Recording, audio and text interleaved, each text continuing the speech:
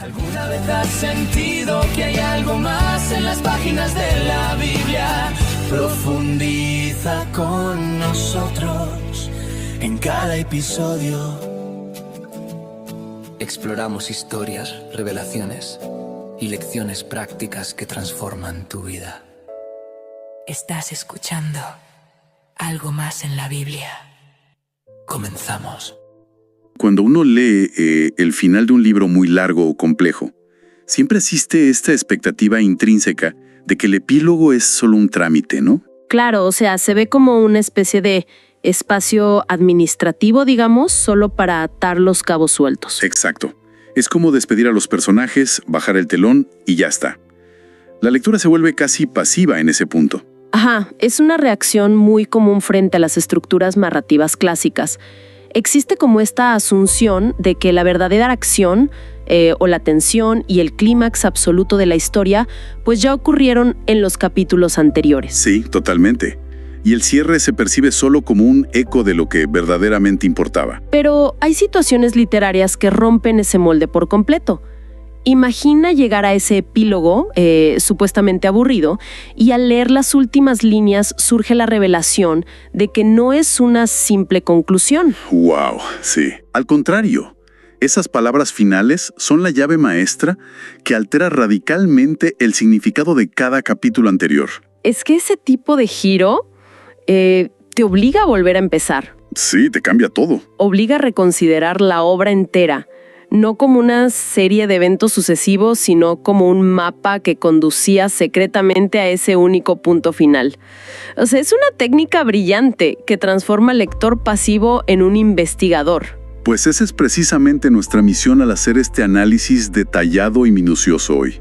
Vamos a tomar una lupa, figurativamente hablando, para escudriñar un texto milenario que sufre muchísimo de este síndrome del epílogo ignorado. ¡Muchísimo! Hablamos de tan solo 3 versículos, Génesis 2, del 1 al 3. Tradicionalmente, pues, la cultura popular observa este pasaje como el simple cierre de la famosa historia de la creación en 6 días. Como un pie de página que dice, y luego todo terminó. Tal cual. Sin embargo, al deconstruir las fuentes teológicas, exegéticas e históricas que tenemos para hoy, y al mirar bien de cerca el hebreo original, lo que emerge es una revolución gigantesca. Y es impresionante, la verdad. Es que estos 3 versículos desmantelan por completo la forma en que la humanidad moderna entiende el tiempo, el trabajo, el descanso y nuestro propio valor. Es que el nivel de sofisticación que esconde el idioma original es asombroso. Al diseccionar el texto palabra por palabra, o sea, se hace evidente que quienes compilaron esta narrativa en un contexto cultural del Medio Oriente antiguo codificaron conceptos que chocan frontalmente con nuestra cosmovisión actual. Y lo más fascinante de esta arquitectura literaria, creo yo, es que su mensaje central tiene un peso existencial inmenso, completamente al margen de si quien analiza esto tiene inclinaciones religiosas, agnósticas o puramente académicas. Totalmente de acuerdo. No necesitas creer en el texto para notar su impacto revolucionario. Bueno, para empezar a dimensionar este impacto, hay que derribar un muro conceptual tremendo. Existe un malentendido masivo a nivel global sobre la propia idea de descanso o finalización. Ajá. El primer versículo de este capítulo arranca declarando que la creación de los cielos y de la tierra, y cito, todo su ejército, quedó terminada. Suena sencillo, pero asumo que hay mucho más detrás de esa traducción. Bastante más, sí. La traducción terminada a veces nos remite a la idea de que simplemente se acabó el tiempo límite para entregar un proyecto. Como cuando suena la campana en un examen. Exacto, o que un trabajo se detuvo tal vez a medias. Pero el verbo hebreo que aparece aquí es kalá. Este término porta un peso semántico de completitud y perfección. Perfección absoluta. Así es. No describe una simple interrupción del trabajo, describe el momento exacto en que un proyecto pasa de ser un caos en construcción a alcanzar su estado de funcionamiento óptimo y estable. O sea, es la transición a una totalidad donde no falta ni sobra absolutamente nada. Y las fuentes mencionan que la frase «los cielos y la tierra» no es un mero inventario topográfico. ¿Cierto? Se menciona un concepto literario bien específico para describir esto. Sí, se trata de un merismo. En las lenguas antiguas, un merismo es una figura retórica que menciona dos extremos opuestos para abarcar la totalidad de lo que existe en el medio. Ah, claro, como decir, busqué por mar y tierra. Exactamente. Al decir cielos y tierra, el texto no solo habla de la atmósfera y el suelo. Está diciendo desde lo más incomprensiblemente alto hasta lo más terrenal, y cada partícula que existe entre ambos. Todo ese cosmos, en su conjunto, ha alcanzado el estado de Kalá. Está perfecto y listo. Ok. Entendido el escenario de perfección absoluta, llegamos al versículo 2. Y aquí es donde la mente del siglo XXI, que está perpetuamente agotada por correos electrónicos, reuniones y un ataque de estrés crónico, pues impone su propio sesgo. Claro, proyectamos nuestro cansancio. Sí. El texto dice que el creador descansó de toda su obra. Inmediatamente la imagen mental que le surge a uno es la de una necesidad fisiológica. Alguien colapsando en un sofá. Obvio, pero es una lectura errónea del texto. El término original utilizado es el verbo Shabbat, que es la raíz de la que se deriva la palabra Shabbat o sábado. ¿Y qué implica exactamente Shabbat si no es tirarse a dormir por puro agotamiento? Implica cesación intencional. La raíz lingüística no guarda ninguna relación con la fatiga. De hecho, el hebreo tiene otras palabras para describir el cansancio físico, como yaga o ayef. Que son las de sudar y perder el aliento. Exacto, las que implican agotamiento muscular. Pero ninguna de esas palabras se utiliza aquí. Shabbat significa cesar, detenerse o interrumpir una actividad. La narrativa no nos presenta un ser exhausto, sino una voluntad soberana que declara que la fase de creación ex nihilo, es decir, de hacer surgir cosas de la nada, ha concluido porque el resultado es inmejorable. ¡Wow!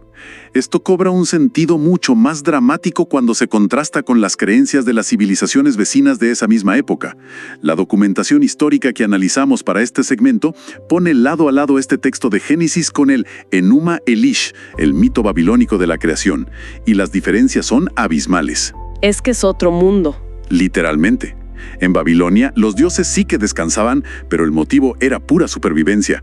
Venían de librar una guerra cósmica brutal y sangrienta, destripando monstruos marinos para formar el mundo. Estaban tan cansados de mantener el universo funcionando que decidieron crear a la humanidad a partir de barro y sangre divina. Y ese contraste es súper intencional y teológicamente subversivo. O sea, en los mitos mesopotámicos, la humanidad es creada como una clase esclava. Su único propósito es hacer el trabajo sucio, agrícola y de mantenimiento para que las deidades puedan retirarse a descansar en sus templos. ¡Qué fuerte! Sí, el descanso divino, en ese paradigma, es producto del puro agotamiento y de delegar las tareas pesadas a seres inferiores. Mientras que en Génesis el panorama es radicalmente opuesto. No hay sudor, no hay sangre, no hay monstruos marinos que descuartizar. El cese de actividad es pacífico, voluntario y casi, celebratorio. Representa una declaración de orden y armonía absolutos. La ausencia de conflicto en esta narrativa es su característica más revolucionaria para la mente antigua. El descanso no es un escape del caos, es la evidencia máxima de que reina la paz. Una imagen que ayuda muchísimo a visualizar la diferencia es la de un artista en su estudio. O sea, este cese de actividad no se parece al de un corredor de maratón que cruza la línea de meta y se desploma en el asfalto rogando por oxígeno y agua, con los músculos destrozados. Para nada. Se parece mucho más a la actitud de un pintor magistral.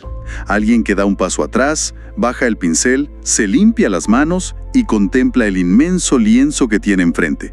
No hay agotamiento en su mirada, sino una satisfacción profunda. Sonríe porque sabe que si da una sola pincelada más, arruinaría el cuadro. La obra maestra exige que el artista se detenga. ¡Qué buena analogía!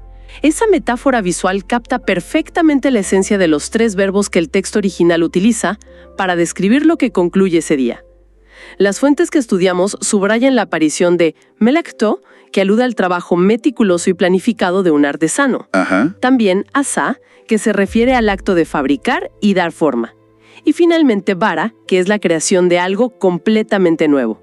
El séptimo día marca el límite definitivo para todas estas formas de producción. Pero hay una duda lógica que surge al plantear este escenario.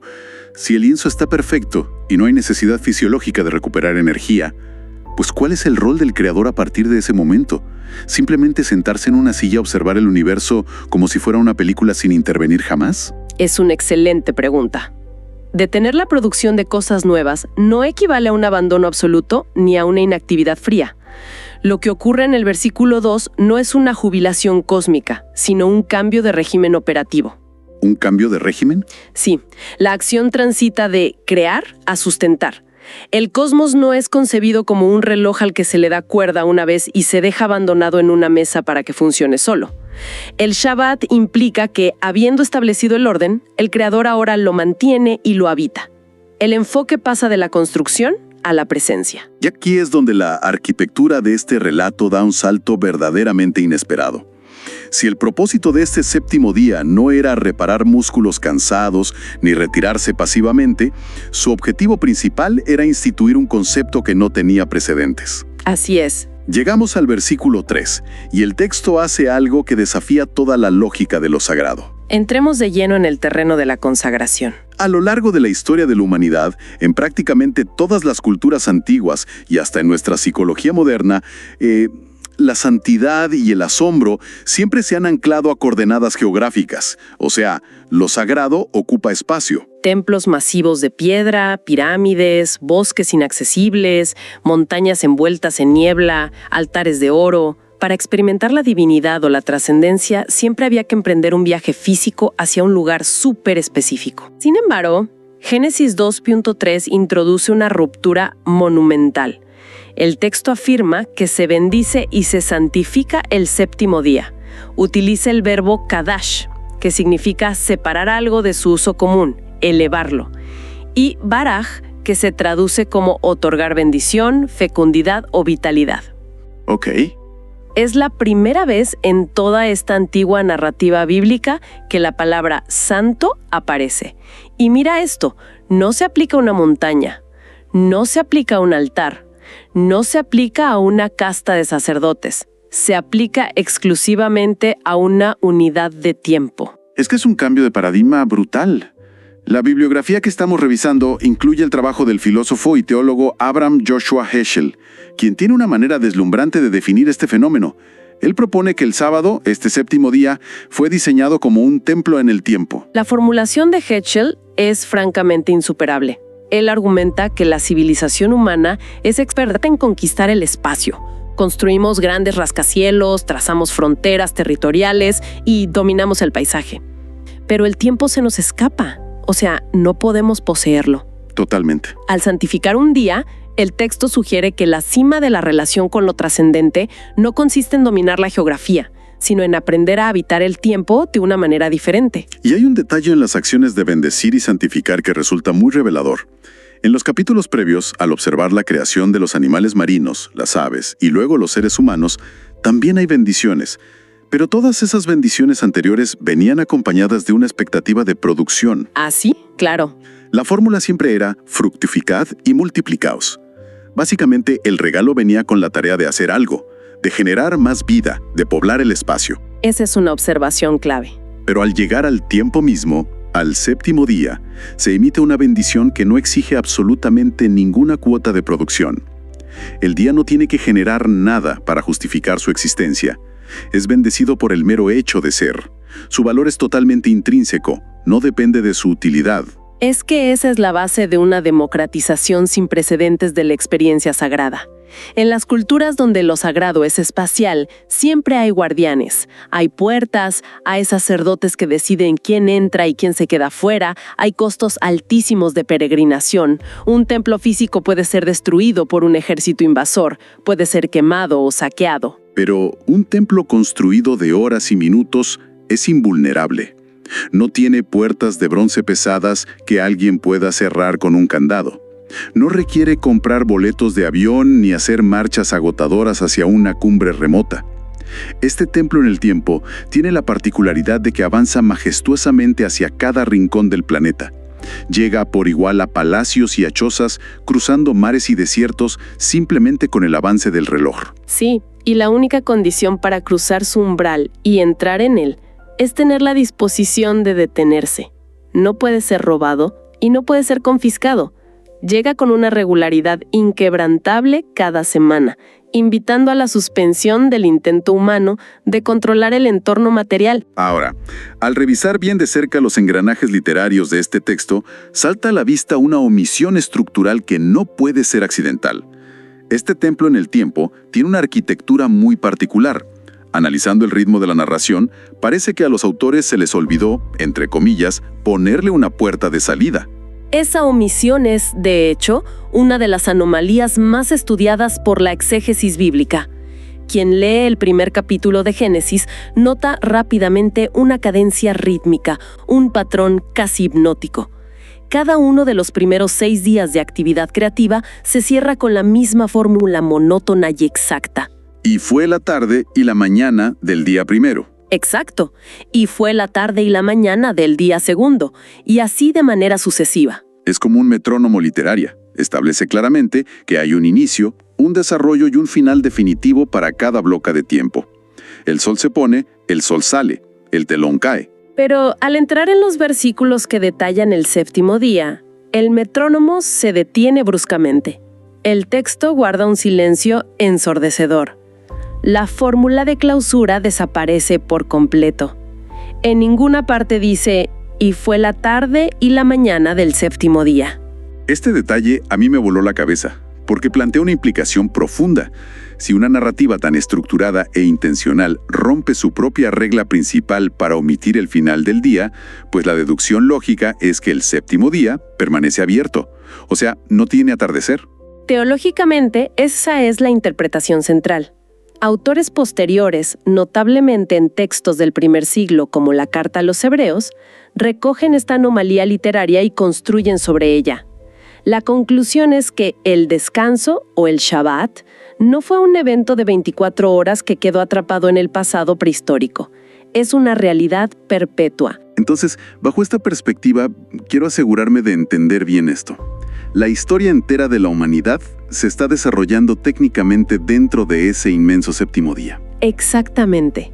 Existe un concepto académico conocido como anticipación escatológica, que en términos sencillos sugiere que el diseño final de la existencia no es volver a empezar una nueva semana de trabajo incesante. La meta hacia la cual avanza la historia es participar de manera plena en ese descanso continuo. ¡Wow! Sí. La invitación a entrar en el reposo no es una sugerencia de tomarse una siesta el domingo. Es el llamado a reconciliarse con el hecho de que el universo, en su esencia fundamental, ya es una obra completa y sostenida por su creador. Y esto genera una colisión frontal, pero a altísima velocidad, contra los valores fundamentales de la cultura moderna. Al cruzar el concepto de este reposo continuo con la cronología de la propia narrativa de Génesis, aparece un dato fascinante sobre el ser humano. El relato ubica la creación de la humanidad en el sexto día. Lo cual define el punto de partida de nuestra experiencia, digamos. Claro, porque si la humanidad aparece al final del sexto día, significa que su primer amanecer completo, su primera experiencia real existiendo en el cosmos, fue despertar directamente en el séptimo día. Su primer día de vida no fue un día laboral. El hombre fue creado para el descanso. Es un orden de eventos profundamente simbólico. El ser humano no es creado y arrojado inmediatamente a las minas de carbón o a los campos de cultivo. Su primer acto no fue producir. Su primera vivencia en la tierra fue habitar el reposo. Fue invitado a disfrutar y contemplar una obra monumental a la cual no había contribuido en lo más mínimo. Se establece que la identidad humana antecede a la utilidad productiva. Y las fuentes señalan que esto tiene ramificaciones inmensas, incluso en lo que hoy llamaríamos ecología. Porque si el diseño original implica este cese de producción y esta consagración del tiempo, significa que la naturaleza y la tierra misma no son concebidas como una fábrica diseñada para operar al límite de sus capacidades de manera infinita. Exacto. Hay un límite ético incrustado en el diseño del universo. Cuando el principio del Shabbat se codifica legalmente siglos después en la tradición judía, se transforma en la legislación social y laboral más radical del mundo antiguo. ¿Más que cualquier ley romana o griega?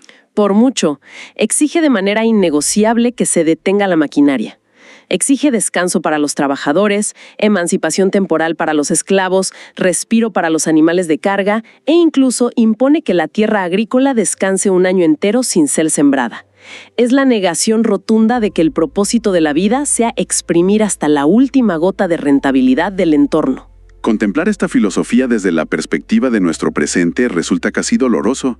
Actualmente, la sociedad imperante ha moldeado una percepción del descanso que es puramente utilitaria. Descansar se ha convertido en el equivalente biológico de enchufar un teléfono celular a la pared. La analogía de la batería es tristemente precisa para describir el paradigma contemporáneo. Es que hoy en día la sociedad nos ha convencido de eso. Se acepta el agotamiento físico y mental durante la semana, vaciando la batería hasta el 1%. Y cuando llega el fin de semana, el descanso no se busca por su valor intrínseco o para contemplar la vida, sino simplemente para recargar. Sí, dormir para rendir. Exacto. Se duerme para poder llegar al lunes por la mañana con el 100% de la batería y volver a ser herramientas altamente eficientes y productivas. El descanso ha sido secuestrado. Ahora trabaja al servicio de la producción. En la sociología moderna, a esto se le llama productividad tóxica. Es la internalización de la idea de que la identidad y el derecho a existir se validan únicamente a través del rendimiento. Al analizar estos textos fundacionales bajo el microscopio, lo que encontramos es la medicina exacta contra esa neurosis. Es un antídoto. Totalmente. El séptimo día declara sin ambigüedades que el valor de la vida no reside en lo que se fabrica, en los correos que se responden o en el capital que se genera. El reposo no es la pausa comercial antes de volver al trabajo. El reposo es la corona de la existencia. Es impresionante cómo la exploración rigurosa de una porción de texto tan breve puede desenterrar tantas capas. A lo largo de este trayecto, ha quedado claro que la culminación del relato de la creación no describe un universo que funciona a base del agotamiento continuo. Para nada. Hemos deconstruido la idea de que lo sagrado es siempre un destino geográfico, revelando la maravilla de un santuario hecho de tiempo puro, cuyo acceso es verdaderamente universal. Y fundamentalmente, se ha expuesto que nuestra ansiedad colectiva por producir sin cesar es, a la luz de este diseño, una anomalía profunda. El afán por alterar incesantemente la realidad, el terror a no estar ocupados, se revela no como el estado natural, sino como una desviación del plan original. La madurez existencial se alcanza al aceptar que la obra principal ya está terminada, es perfecta, y que hay espacio para simplemente existir dentro de ella. Esa reflexión abre la puerta a un pensamiento provocativo final que creo que todos deberíamos llevarnos hoy. Al considerar que el verdadero descanso implica bajar las armas, soltar las herramientas y reconocer que el mundo seguirá girando sin nuestro esfuerzo frenético, pues surge una pregunta bastante inquietante. A ver. ¿Será posible que el terror crónico que la sociedad moderna siente ante el silencio, ante el ocio verdadero y el descanso absoluto, no provenga del aburrimiento? Quizás ese miedo proviene de una sospecha mucho más profunda. El temor a descubrir que en realidad no somos tan indispensables como nuestra cultura de hiperactividad intenta convencernos a diario.